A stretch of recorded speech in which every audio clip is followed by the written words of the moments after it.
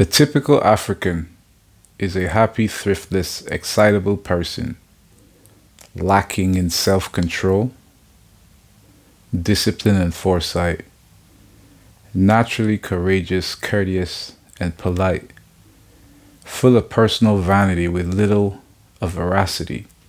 In brief, the virtues and defects of this race type are those of attractive children. Is a happy, thriftless, excitable person, lacking in self control, discipline, and foresight. Now, these are the words of Lord Frederick Lugard,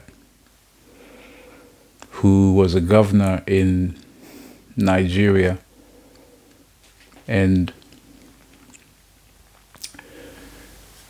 basically is remembered. One of the ways Lugard is remembered is by a name of a boarding house in a school called Achimota School. So I want to talk about that. Happy, thriftless, those words don't come across as complimentary to me. So there's a boarding house in Achimota School that was founded, the school itself was founded in 1928 by the colonialists to essentially educate Africans to be more civilized. So they set up this beautiful school. It was set up by Gordon Gudgesberg,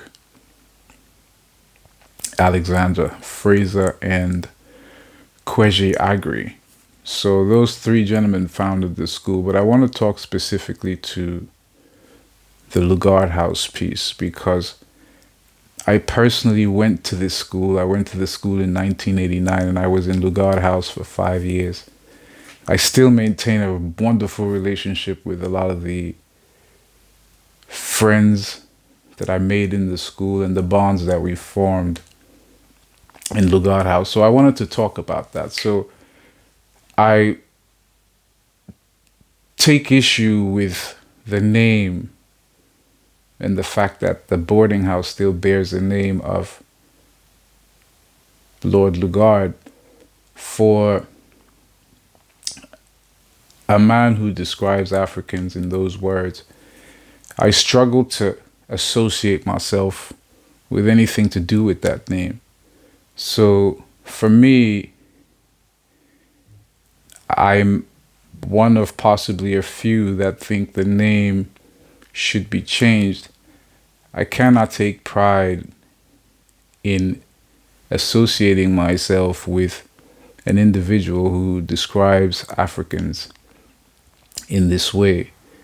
And what I really wanted to talk about is how colonized we are and blind to some of these things that sit and stare at us right in our faces. But the school itself doesn't just have a boarding house called Lugard House. There's a few. Granted, in the last few years, I think some of the names have been changed to reflect a more Black African perspective. I think Joyce I.E. House was named Joyce I.E. House recently. There's been a few name changes. I'm not that up to date, but I can say that a name like Lugard still remains. Slezzer still remains. Mary Slezzer, Mary Kingsley still remains. And Clark House. I think it was Mary Clark and Mary Slezzer. I'm not too sure, but one of them was a nurse who did some work not just in Ghana but in Nigeria. But I'm just speaking to how we still maintain the names of these people who may not have thought of us in a complimentary way. And I think it's time that we woke up to that reality and started to look at ways to change these names to reflect more who we are. Maybe the name has served a purpose, but that purpose has expired now. It's time that we looked at the things as Africans that we still associate ourselves with. We're no longer technically supposed to be colonized, but the vestiges still remain. And we have in our power as Africans, the power to change some of these names. And I think we should personally act on it. But when you think about how an individual like this thought about Africans, and today we can proudly walk around and say, listen, I attended Achimota School, I went to Lugard House, and you know, I remember in the school we had a chant, and we used to say, we're Lugard, you know what I mean? Proudly chant that, because we were proud to be from Lugard House. I can't really say that now. So it's some of these little things that seem so inconsequential that do matter. And maybe it might just matter to me. But I do think there are a few people out there who may share in my opinion around changing the name to reflect more of who we are. It's all right to be who we are. It's all right to have our name. It's all right to believe in our ancestors. It's all right to not maintain a name like that. So I think it's not just Lugard House. There are other buildings and monuments that pay tribute to colonial people who have not thought of us in complimentary terms. But today we still maintain those names. And I think it's time that we took a turn and started looking at ways to change this narrative. And it all starts with the name. So I'm appealing to everyone out there who may share in this message around changing the name. But what I'm really speaking to is some of these vestiges of colonialism that still exist. I went to Achimota School, and it's funny that within the Ghanaian society, and within a lot of other African society, a true marker of success is how articulate you are in speaking English. And this happens especially in Ghana, where people from my high school are thought of, oh, you know, these Achimota School people, they act like they're so well spoken, and they act like this and like that. And yeah, so, you know, when you do enter social circles within Ghana and you see the different high schools, you see people from my high school, and it does seem to be kind of a mark of intelligence in terms of how well you can articulate yourself in the English language. And we've misconstrued this to mean intelligence, or to mean one with leadership qualities, or to mean, I won't go as far as saying better, but I'm sure there are some who may feel that way. But in so doing, what are we doing? In so positioning yourself as, I'm so articulate, I am so articulate in the English language. These things are not marks of intelligence, and we do need to start looking at other people around us and try and figure out, how did they become so proud and are able to maintain their cultures and to try and disassociate themselves from colonialism.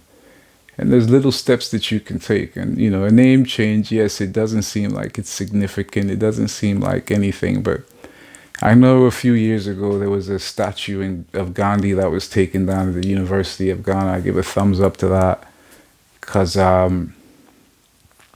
you know, the history that I've read about Gandhi and his position on Africans wasn't complimentary either. Yes, I do understand that, you know, some of the statements that he made might have been earlier in his career when he lived in South Africa, but no free passes. None at all. You know, empathy, yes, but it's time for us to start taking pride and doing the work. And this is just a small, minute piece of work, but taking pride in ourselves is absolutely important. So Lugard Mary Slezak, Kingsley, and I'm not going to limit it to Achimota School. There are other places in Africa that still maintain names of people who have not been complementary to the African. And I think that it's time that we started to look at those things. They're important. They're important. So this is just the beginning of a few discussions that I'm going to be having around colonialism and its vestiges and how they manifest in the way that we live today. And we can become blind to them, but sometimes they're just all around us. It just takes taking a few minutes and taking a deep breath to really assess the situation and look and think to ourselves that, hey, this ain't adding up. But it's time we paused and we started to reflect at how we want to identify and the things that we want to associate ourselves with. As we all traverse through this journey and go through life, we need to start exercising a certain amount of focus on the things and the people that we align with. And all of that serves to add to your truth, to your integrity, and to your understanding of self and to your knowledge of self. So I'm going to leave you with these kind words and hope that y'all, wherever you are, try and make a change. And it can just start by just one person putting their hand up and just saying, yo, this is not working. I hope that person is going to be you. I'll catch you guys on the next episode. Peace.